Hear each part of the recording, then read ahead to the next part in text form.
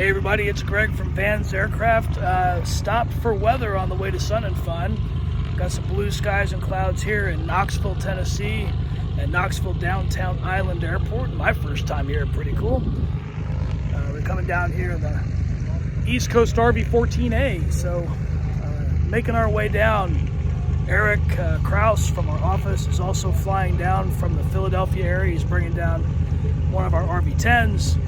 Tony's flying his award-winning RV-7 that he built that we'll have down there at the booth. And John Stahr, who you know is the amazing painter of airplanes, has his RV-8.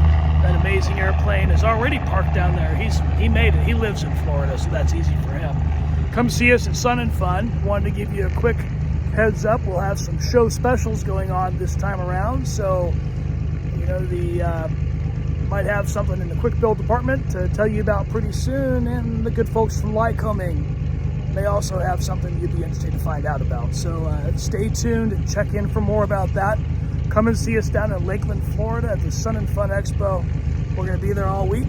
It's going to be a lot of fun, and we're looking forward to seeing you there.